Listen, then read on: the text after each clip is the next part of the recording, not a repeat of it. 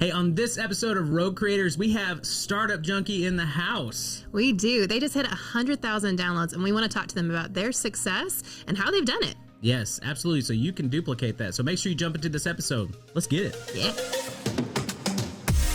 3, 2, 1, 0. Liftoff. We have a liftoff. Welcome back to Rogue Creators, presented by Go RogueX. My name is Brian Fitton. And I'm Lauren Lewis. And this is the podcast dedicated to marketers and creators who are wanting to serve first and stand out from the crowd. Make sure that you subscribe every single week, YouTube, as well as Spotify, Apple Podcasts, to get all of the tools and resources you need to be the go-to name in your industry. Let's go.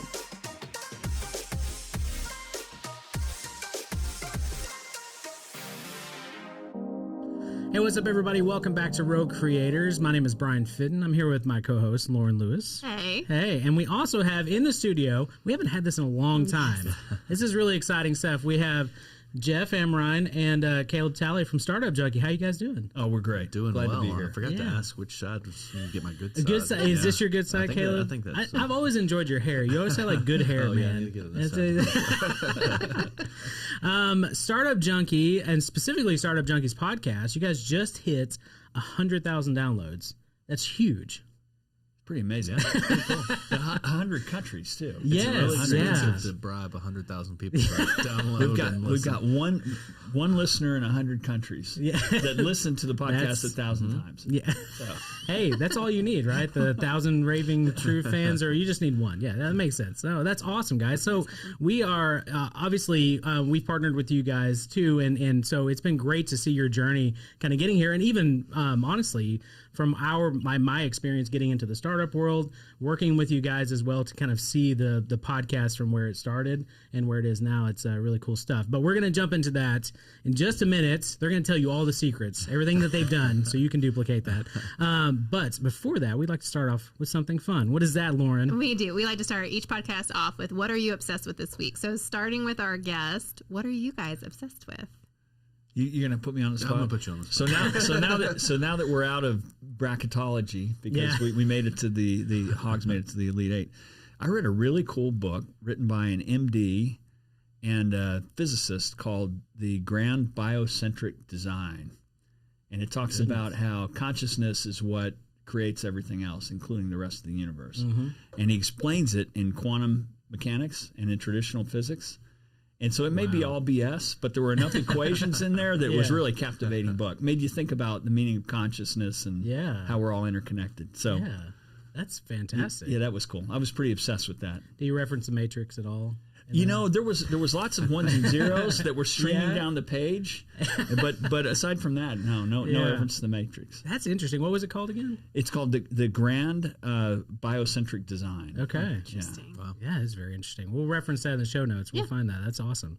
All right, Caleb, what about you? Jeff's up here. Yeah. He set the bar pretty high, yeah.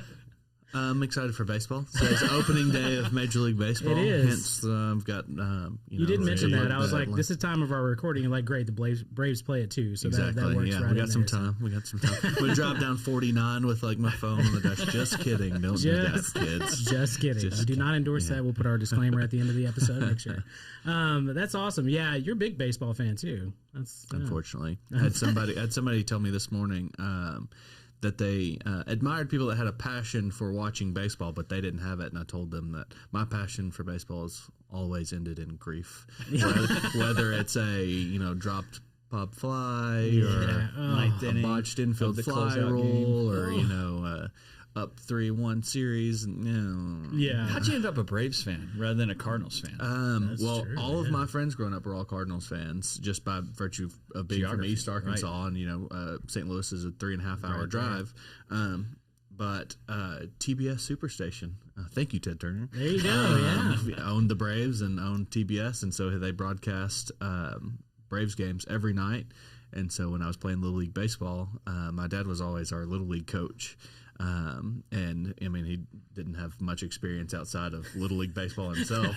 And so he'd say, watch them, do what they do. Yeah. And so it's like, okay, It's I'll good watch coaching it. Yeah, right exactly. And they were good back when I was a kid. And, Yeah. weren't so much a few years after that, but I tell everybody I'm the biggest Braves fan this side of the Mississippi River. So What's interesting, I've always wondered how that happened because it was always TBS. You always saw the Braves. I was like, maybe I'm just in this side of the country, maybe, but apparently that's just nationwide. I knew people too that were diehard Cubs fans, and it was WGN Superstation because they played Cubs all the time. So yep, that is true. Interesting. All right, Lauren, what about you? What are you obsessed with? Baseball? No. All the terms that Caleb just rattled off, I'm like, no idea. Anyways, a podcast actually, which actually it's interesting to be a co-host in a podcast and not like podcasts. She doesn't listen to podcasts at all, yeah.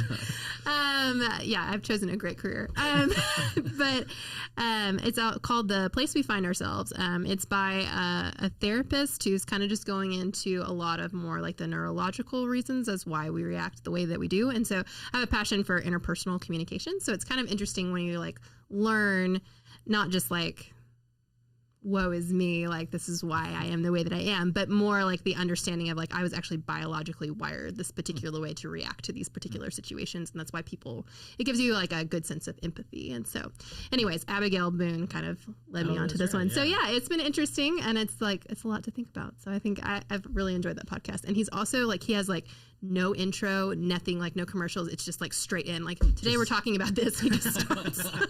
No BS. We're just I'm like, okay, let's get to it, man. So if somebody complains about something I do, just say I was born this way. Yeah. That's the way it is. Sorry. So again, Jeff, the bar is up here. Lauren's up there.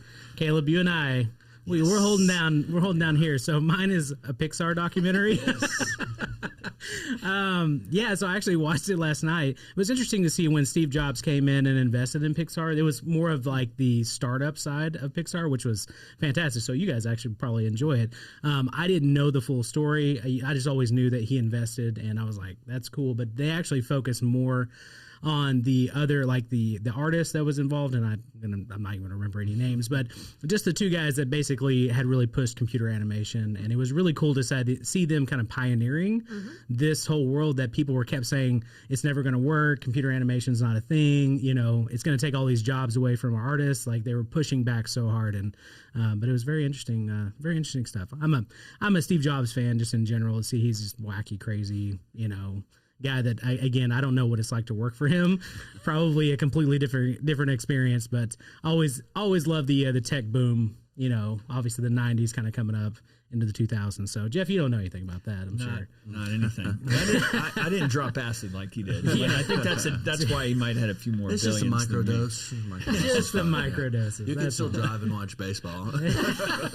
Again, we do not endorse that at just all. Not sure what road you're on. Yeah. But you can smell the pavement. So. You can smell the pavement. Colors taste amazing at that moment. So, all right. So hard shift though into this episode because we are. Well, first off, too, we can just say that this sponsored by Creating Startup Junkies book. We'll just rep your book here. Fantastic. It's a fantastic book. Not yet award-winning, almost Amazon bestseller. Almost. And it's going to get there. Hey, after this episode, when the thousands and thousands of people hear this, they're going to go out and get this. So they can get the Kindle version. Yeah. And also, can they get a paperback? They can get a paperback version. Nice. So, absolutely. Jeff, talk to us just a little bit about this, too, because you guys really were able to kind of use the podcast platform to really talk about the book a little bit and kind of get some intro to that. Did. Super helpful. So it was sort of the brainchild of Jeff Standrich, who's my business partner who runs The Conductor. And he said, there's a story here. At the time, there had been a 10 or 11-year history. And he's like, we need to document this in a book. Yeah. There's some stuff that we've done in an unexpected place in a flyover region that would be useful to others. So that started us down a path of doing some research and looking into what other people were doing around the country and kind of building the basis for the book, and then adding in our own spin on what had happened locally. And so it's a little bit of inspiration, and it's a good deal of toolkit. Yeah. Here's the way to attack it if you want to build something special in your own backyard. Absolutely. It's a great book. Make sure you guys go check that out. We'll reference it in the show notes as well. But starting back at the beginning of Startup Junkies, right? Tell us a little bit about your journey to get to this point, and then we can kind of jump into the podcast as an idea. Let me start with Abraham. We'll go back to Genesis here. We'll just kind of skip the Who Begat section of Genesis. Okay. Well, so I was a startup junkie, right? I mean, I by affliction, I guess, at the time, been through 7 startups, actually 8 prior to Startup Junkies days.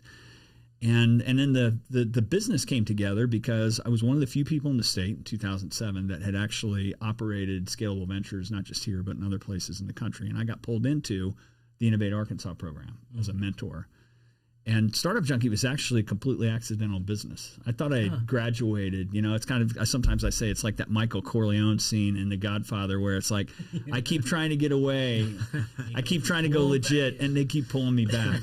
So one thing led to another over a period of time, and it moved from being an advisory service that was essentially a side hustle for me to an enterprise that's got 25 people and multiple brands. But one thing led to another because there was a need in the market for the mentoring, counseling, training, the kind of startup support stuff that we do. Yeah. And now, we probably touch 1,200 entrepreneurs a year through one-on-one counseling. In normal times, we put on 250 events, and all that stuff, thanks to the hard work of Caleb and the whole crew, is now virtual. Yeah. So, but yeah, I mean, we're an entrepreneurial support organization that helps innovators and entrepreneurs realize their dreams. And sometimes we crush some dreams too, to save them some time and effort to say, we're not saying your idea sucks, but go see what customers think. And if they say it sucks, then maybe you're not on the right track. No, and from my own personal experience, I mean, I don't think Go Rogue would be a thing without you guys, honestly, because the support that I received in knowledge and training, and the many times you guys sat down with me and said, hey, I mean, you were honest with me. Hey, this is a great idea. This is not probably so great. You should probably go. And then you connected me with people. You're like, hey, you need to go over here, talk to this person. And it built out this whole ecosystem because originally this idea came out of a podcast that myself and Eric Henson, owner of Explainify, did. And you guys actually were the first to sponsor our podcast and invest in us. And so it was, again, you guys kind of have a special place with me and even in this company of the plan works. Like it works. What you guys do works and it matters. And so it is a big appreciation for that. And we saved you from a lifelong career in large enterprise as a mindless autonomic cog of the man, right? Now you're out doing your own thing, right? You did. That leap. But let's talk about it for real. It took me, it was 2014, 2015 that I started this kind of, what would it look like to run my own business, that type of thing.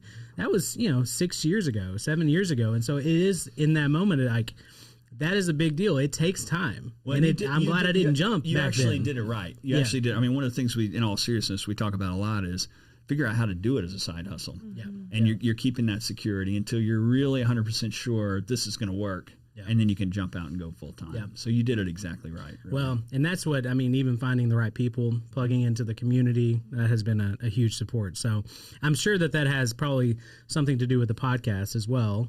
Like the success of that, of being able to kind of build that out ahead of time. But so let's talk a little bit about that. Sorry, Lauren, I'm taking all the questions here.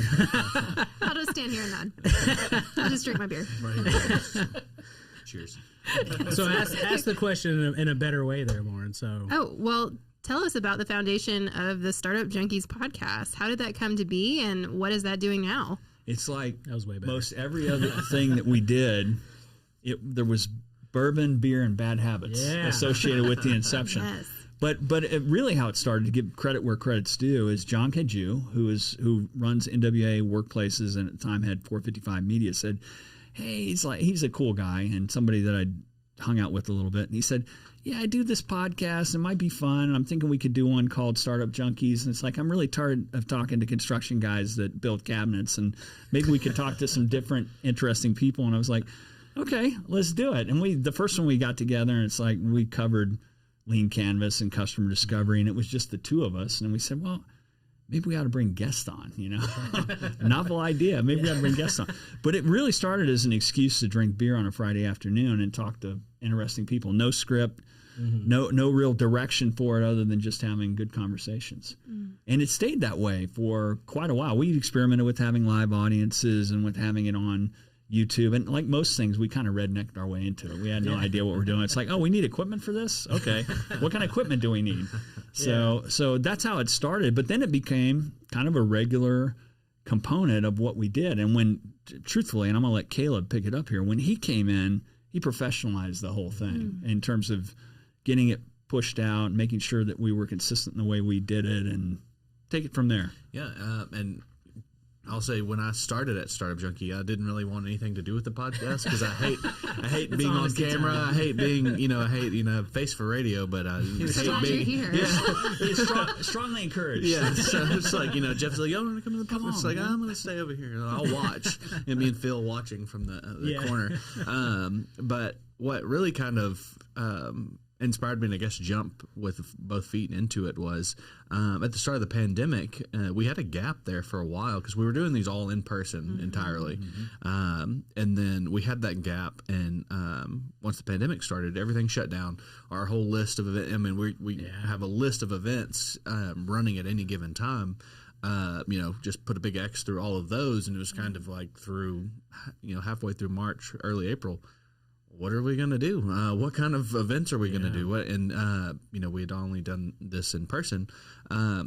Speaking of, Friday the 13th was the day that we recorded with you guys. Really? Yeah. I still remember that. I flew back from Denver. We did that podcast recording, and we're like... March 13th? March 13th. And that was when the stuff had pretty much hit the fan, day, right? Yeah. Wow. The world is closing. And because we were like, what's going to happen? We're like, we don't know. That was the last in-person one we did, I think. Was with us? It was Wow. virtual. Huh? Yeah. Wow. Well, here we are. jinxed us, so Sorry about that, guys. I didn't mean to... But, we kind of decided, okay, let's give the Zoom platform a shot as far as recording the podcast. And that kind of opened up a whole new, it opened it up for us to where we weren't, just having local entrepreneur guests on, give us an opportunity to kind of expand out, invite people that we otherwise would not have been able to invite on. And then even, international guests, nationwide guests, and it just kind of gave us an opportunity to continue connecting with entrepreneurs like we would have, through in-person events. In more of a virtual world, we could still have those stories, share anecdotes and those kinds of things and inspiration, but we could do it virtually and reach a broader audience. And it was an excuse to drink beer on a Friday afternoon. We started getting guests from Ireland or the UK or whatever. And it's Norman Crawley. Yeah, that was an awesome He one. actually asked permission to cuss. He's like, "Is it okay?" Yeah. And we're like, They let it fly. It was like You're flipping a European. switch. It's Yeah. fine. I don't know. Do you drink Guinness or Jameson? Yes, it's okay. He's an awesome guy. That guy was great. But after with some of those international guests, it's like, we drink beer on the podcast. It's 9 o'clock. I mean, that's okay. That day drinking kicked in pretty early. That's part of it. Yeah. It's a breakfast beer. Yeah, exactly. It's thick, Stout, it's bacon good. flavored, which I think Rogue go. makes a bacon flavored beer. So, but yeah, that was. And after we did that, it was kind of. I started to see some more of the impact that Jeff and everybody else, I'm sure, saw early on from the podcast. I kind of saw some of that firsthand, and kind of. I don't know. You feel a little more ownership over it, and makes you a little more excited to participate in it. And once you see the kind of the impact and the reach, and then you see, we just went from 70 to 101 countries. Pretty cool. I wonder if anybody's got a place I can crash, in Spain or whatever. I'm a celebrity now. They should let me in. So we know Caleb's motivations here by reaching all those countries. That's but I think that's good though, because again, expanding outside of just Northwest Arkansas, you're able to tap into even your guests' audience as well. Like having them share out that content or whatever it is, and then share out the episode. I'm sure probably contributed to expanding that I think reach. too, like just kind of linking arms with folks that already had that following outside of our usual network, our sphere there in Northwest Arkansas, and kind of creating a Venn diagram of these audiences across the country and even the world. Yeah, And we've been lucky to, and you all have obviously helped promote the fire out of this thing as well. It's been very essential to increase the downloads, but we've been amazingly lucky to get people on that are nationally known. Like Dave Meltzer would be a good example of it. Sarah Fry, who runs $1 billion farming operation. And these Steve are Case was Steve Steve That's what I was Case, thinking of, and there's that guy, right? Yeah. Billionaire that did Exactly. AOL and Rise of the Rest. But it's been pretty ridiculous, for the kind of folks that have wanted to come on that we've had great conversations with.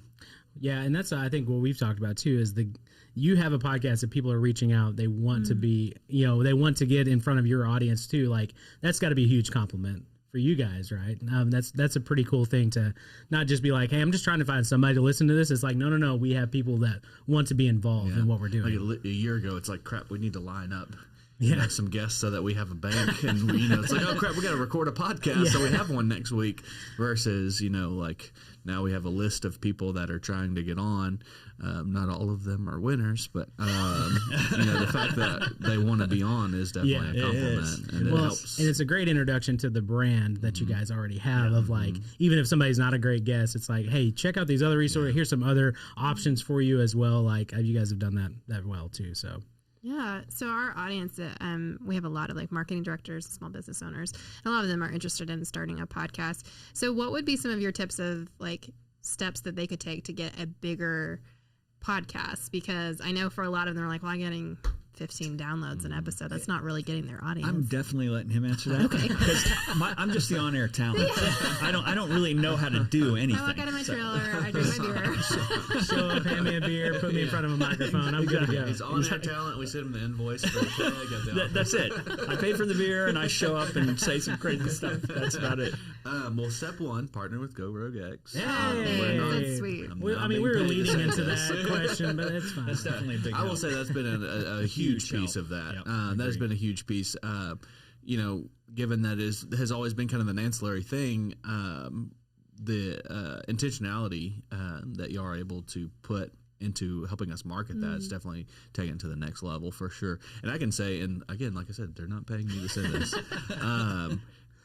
I can go and show you our week, and y'all have access to this. You can see the weekly downloads, and they've increased, 100%, from when we started to now. And so that's obvious. And then going back to just, linking arms with folks who are like-minded, but also have a network of audience and people and following. That's why we reached out to guys like the David Meltzer, who has, the #1 sports podcast, that sort of thing. It's not doesn't necessarily have the same audience, but there's going to be a significant overlap there. People who enjoy sports and also enjoy entrepreneurship. So looking for people like that to where you can build some overlap and kind of borrow some of their listeners and convert them. Yeah. I would say for you guys too, not even just the the high ranking guests that you've had on, but like companies like Livson has done, huge success story, and even probably one of the more downloaded episodes that we've seen from you guys. I think it holds the record, probably. Yeah, it does. And that's why we talk about it. When I talk about it now, I say we've had people on that are internationally known, and we have people on that will be internationally known. Yeah. And Livson's a good example. Yeah. A good example of that. Flex canvas pants right now. Are you really? I haven't seen it. Oh, yeah. Looking good. Nice. It's just a big day for you, Caleb. But are they 2-time on the podcast, or Andrew, 2 times on there? They were on before I started Startup Junkie, so like 2018. And back when Michael Eisman was the adult leadership on he's the one that kept me out of the ditches. And then recently, we had them on right as they were about to launch their second Kickstarter, which broke the record for Arkansas. Over Kickstarter. $500,000. So awesome. The largest Arkansas-based Kickstarter campaign before that was anywhere from 300,000 to 400,000. And it had been years before, and they crushed it.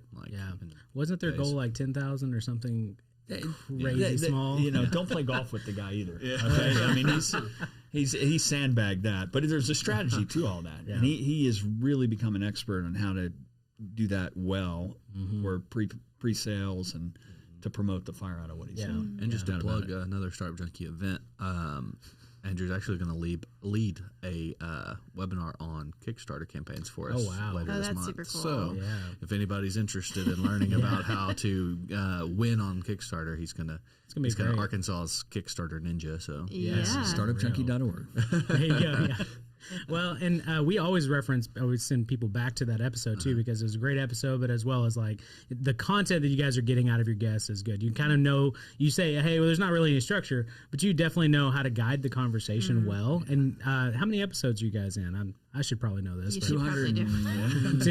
40 recorded in that kind of ballpark. So at that much repetition, obviously, and Jeff, you've been kind of staple, obviously, from the beginning, but being able to kind of guide those conversations, like like you know what your audience is after. Yeah. So you kind of know, hey, we need to go this direction with this this interview. Yeah, it's you get a sense for it. So you can be more conversational if you get a sense for the types of things that people are going to want to hear about.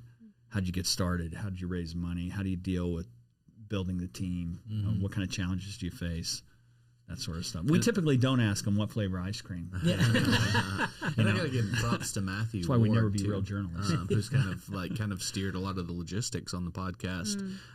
He's helped streamline our scheduling process because we have honestly I think all three of us get emails every day of Every people single day. wanting to be on the podcast. And like I said, half of them probably should go to the junk folder, but he's kind of streamlined the process for bringing them on, getting them scheduled, and also part of that is getting some seeds of fun facts. He's gotten like a kind of a questionnaire of some awesome, things to kind of pull from them that we can throw out during the podcast. And when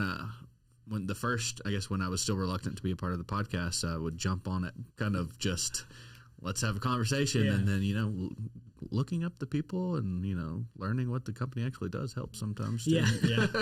And I'm really glad that he and Matthew do that, because a lot of times I show up and I'm like, I'm going to go for some verbal cues here to see who the hell we're talking to and what they do. But it does make a difference. So right, It to does. have that It direction. does. We've talked. Ava does a lot of our podcast prep too, and then you don't think about it until you're sitting in front of the camera, sitting behind a microphone. You're like, do I know enough about you to take this to an interesting place? And if you're getting those requests all the time, that's probably great to have a process like that in place. It's super helpful. And then just a little seed that I've kind of learned from having a journalism background is, prepping those questions, but like not trying to get too granular with those questions. Like say if you there are 15 things you want to know about a podcast guest, don't write 15 questions, write 5 questions and have them lead into those other things, and giving them the opportunity to kind of expound on that. And that one tip where it's just like, more, say more, kind of helps too, whether so you're not just like, okay, question 1 and then question 2. Question, that kind of thing. So Absolutely. Makes a little more conversational too. Absolutely. Our favorite always in like video when you're doing an interview is to ask, do you have anything else to add? And they're always like, no, and then they go into a full 2 minutes. Give a little window of time. So one thing that we've really enjoyed when we're working on, particularly on your content, is the caliber of guests that you guys have had, but it's also the range, the creativity that you see through your guests. I mean, it's Jacob does a lot of copywriting and editing and everything, and we just are always amazed with the guests that you guys bring on that are so much fun. And I think that's something that's really great about your podcast as well. So how have you built and maintained those relationships? Have you guys been able to partner with some of your guests in what they're doing, or be able to collaborate with them? Yeah, maybe. Met them with a media kit afterwards. Great episode. Do you want to sponsor? There have been instances where there's been reciprocity. Yeah. So where we'll come on and somebody will say, well, I'm doing this, you should come do this, or we really like what you're doing, or we're going to make use of the book. So there has been that kind of stuff. Yeah. And it all starts with a conversation. And pointing them to people that could be helpful. Exactly. Like pointing them in, like, oh, well, you ought to talk to so and so, that sort of thing. Like if you're trying to plug in to, if they're trying to look for relationships in Northwest Arkansas and they're not here, that sort of thing. Good example of that would be Dustin Finkel from K, Pops and Bubba. So actually another entrepreneur, Abby Kiefer, who had been a group that we had helped with Red Clay Design back in the day. She's moved somewhere else. She said, this is somebody I know real well. Please introduce them to everybody you know in the area. And so we got into it a little bit with the 2 CPG brands he's have, kind of better for you, keto compliant stuff. And we introduced them to funds and different folks. And I was like, man, you got a really interesting story. Would you want to come on the podcast? And that happens a lot, where someone will come in because we can help them with something. And then we say, you've got a story that people would be worth hearing. Yeah. Yeah.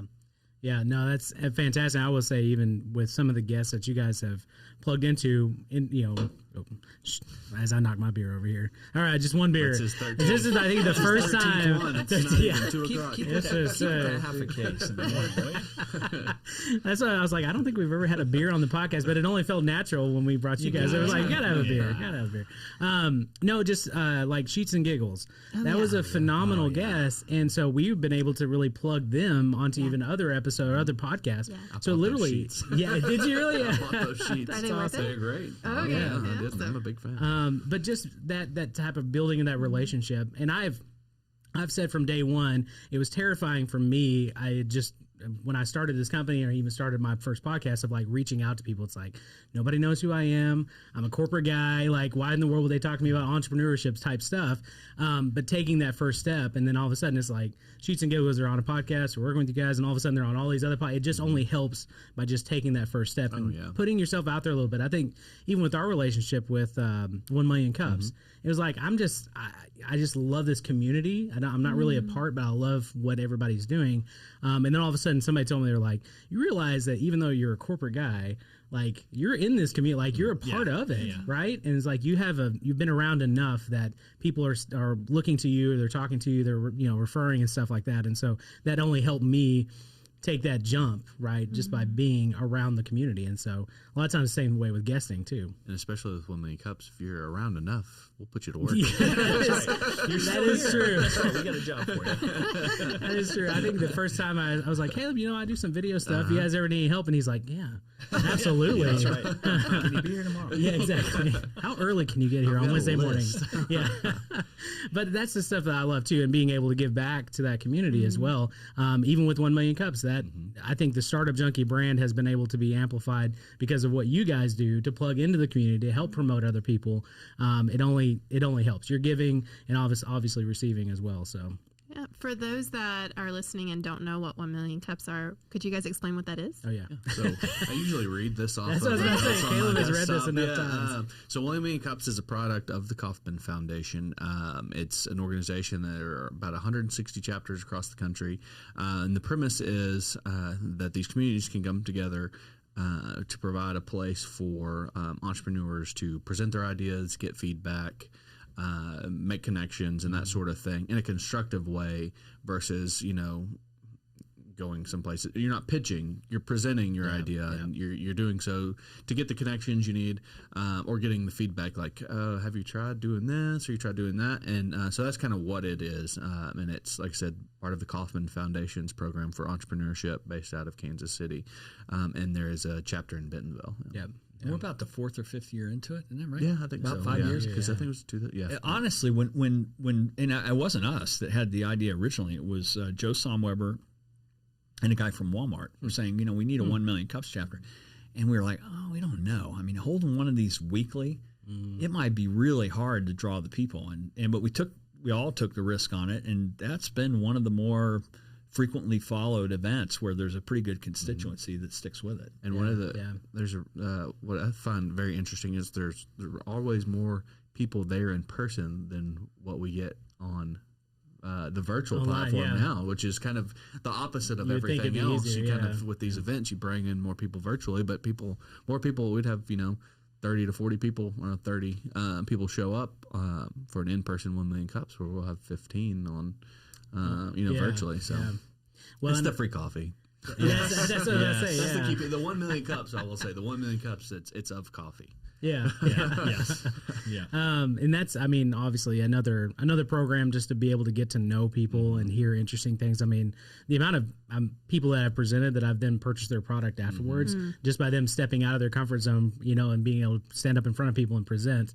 Obviously, in a virtual world now, it is interesting. You and I have talked a lot about that, about how to grow that. Yeah. It's like, if you want to have a successful presentation, here's ways to share it out. Make sure you get your community involved, and it only amplifies that. So, and also kind of Startup Junkie. I don't know if this is right now. It's like almost like a lighthouse or some sort of, I don't know what the word I'm looking for, but people, when we by just virtue of coming across 1,200, 1,000, 1,200 people a year through consulting, we come across those people and we'll say, okay, the podcast is going to be a good place for you to share your story. Absolutely. Or like you're in a position, let's funnel you to 1 million cups to present to get, bounce some stuff off the wall, see what sticks. Or, or you need to lead a webinar, or you need to lead a Game Changers or that sort of thing. Yeah. So it kind of, lighthouse, is that where not Beacon. A lighthouse, beacon, sure, flagship, I don't know. Yeah. I'm thinking like a place where everybody almost, comes and we distribute them out. Filter? Yeah, sure. We filter out a lot of things. We don't really have a filter. No filters. No filters at all. That's awesome. Well, you guys are doing a lot of amazing things, and it sounds like you guys will continue to do so. What's next for Startup Junkie? Same as it ever was. 200,000. Global domination. No. We set a goal a couple years ago where we said, well, what's the vision? And the vision at the time, the 5-year vision was, how do we help 10 times more innovators and entrepreneurs than what we do today? Wow. Yeah. And so part of what that's precipitated, and actually the pandemic's amplified it, is more digital presence. So all the digital library stuff that Caleb is right in the middle of, and then our counterparts at the Conductor are working on, that's built a huge digital library so that the reach is even better. And I would say we're going to keep focused on that. We launched a new brand called Innovation Junkie, which is aimed at kind of bringing that startup mindset to later stage companies. And that's starting to have pretty good effect and impact on nonprofits and for-profits. So it'll be more of the same. And along the way, I think in this new world, we'll figure out what's the right mix of online, live, and hybrid, because the world has changed and it's never going to go back to exactly how it was. We were having conversations about how much disdain we really had for going to typical exhibition hall events, trade shows and all that. And it's like, I don't know that I'll ever do that again. And so I would say part of the vision is, how do we figure out how to meet the constituent we want to serve in the way that works best for them, whether it's live, whether it's digital, whether it's hybrid. Yeah. And to Jeff's point, diving into that, and we were really kind of forced to dive into the digital content, but having done so, I'll pull we capture data on folks that sign up for our webinars and for our digital content, and it's fascinating to see. We would have a weekly event where it's people from the furthest they're coming is from Fort Smith or Bentonville, and then I can look and see the zip codes or the city of activity to where they're actually plugging in and actively participating in these entrepreneurial webinars. And we'll have people from New York City, Dallas, Florida, California, Dublin. We started doing some Spanish language webinars. We had one earlier today, and just going back and looking where the people were signing up from, Puerto Rico, Mexico City, like San Diego, just because they didn't necessarily, or I'm assuming, I guess I could look into that. There's not, they're plugging in because the content's available and we're making it available more broadly. So just kind of serving that community. Yeah. I think that's fascinating too, in the sense of, you talked about building the ecosystem, right? And it literally is drawing attention to Northwest Arkansas, which we love living here. We love this community. We love what has happened in the startup world here. But it's like now all of a sudden people are saying, like, where are these people located? Like, Google, they're in Arkansas, and that's always kind of that mentality. Yeah. And so obviously being able to provide those resources, I think one of the things for us too, that the PPP, the resource that you guys put out for that, you guys really jumped on that as an opportunity. You didn't have to, but it's like, hey, we know that our community is very confused by all of these loan, like when it's forgiven, what's not, whether stipulations. And so I've referred to several of those resources as well, and stuff that you guys didn't necessarily have to do, but you're like, we need to obviously plug into our community. That was a triage situation where, and I've used this analogy before, where we kind of felt like emergency room doctors for small business. Yeah. A report came out right around the time that the whole world was shutting down in March, I think it was from Business Insider, that said most small businesses have 27 days of cash reserves. And the prediction was 50% of all small businesses and startups will be out of the game if something's not done. And so we thought, well, what can we do, right? We can't write checks to make a difference in this. what can we do? So one was we got to be really irritating to the federal government and the state government saying, get this stuff done. So there was that sort of lobbying, campaigning, pushing. And the other was once the guidance came down, making sure that it was explained in a way that people could actually understand it in a timely fashion. That was a team effort across the whole state on all the entrepreneurial support organizations. So people like Sarah Goforth and others who convened that entrepreneurial support organization working group were really central to making sure that the information was getting out there and that we were all working together. But that was crazy. Yeah, that was a crazy time. I remember seeing something, and maybe it was just you and I talked about this, but it was that if you searched for any kind of help with that, outside of like the normal ads and different things like that, like you guys were up in some of the national searches for on Google for your documentation and your resources. We were right under SBA there for a while on That's the PPP crazy. loan guy. Yeah. And then just the same thing that is taking place with our webinars, we were seeing that traffic come from. I think our largest traffic source was from California, and then Arkansas, and then Florida, and then Texas. So Startup Junkies nationwide. Yeah.